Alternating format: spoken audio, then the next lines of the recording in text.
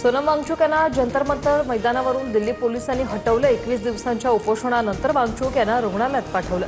पोलिसांच्या कारवाईनंतर उपोषणस्थळी मोठा गोंधळ, आंदोलनकर्ते आक्रमक।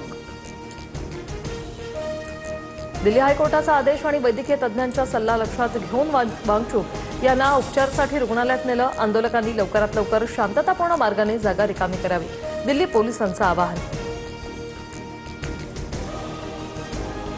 दिल्ली पोलिसांनी मला मारहाण करत ताब्यात घेतले। हे पोलीस नाही, आरएसएसचे गुंड आहेत। मोदी सरकारची हुकुमशाही खपवून घेणार नाही, सीजेपीच्या अभिजित दिपके यांचा हल्लाबोल।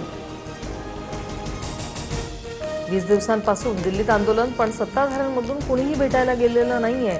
शिक्षण मंत्र्यांच्या राजीनाम्याबाबत सरकार बघ्याच्या भूमिकेत। वांगचुक यांना अटक केली तरी आंदोलन सुरूच राहणार, शरद पवार यांचा पाठिंबा। बळाचा वापर करून लोकशाही पायदळी तुडवली जाते। एका अकार्यक्षम मंत्र्याविरोधात विद्यार्थ्यांनी केलेली शांततापूर्ण निदर्शनं आता सहन होत नाही। सोनम वांगचुक यांना उपोषणस्थळावरून हटवल्यानंतर आदित्य ठाकरे यांचं ट्विट। उद्धव ठाकरेंचे आज नागपुरात रामरक्षा आंदोलन। दुपारी 4 वाजता राम मंदिर परिसरात रामरक्षा पठण करणार। राम मंदिरातल्या दानचोरी विरोधात ठाकरेंचं हे आंदोलन।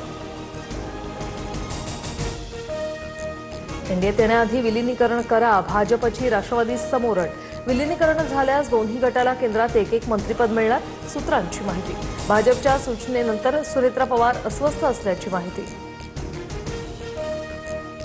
मुंबई कोकण वगळता उर्वरित महाराष्ट्राला पावसाचा येलो अलर्ट। विदर्भासह मध्य आणि पश्चिम महाराष्ट्रात मुसळधार पावसाचा इशारा, तर बहुतांश भागात वादळी पावसाचा अंदाज।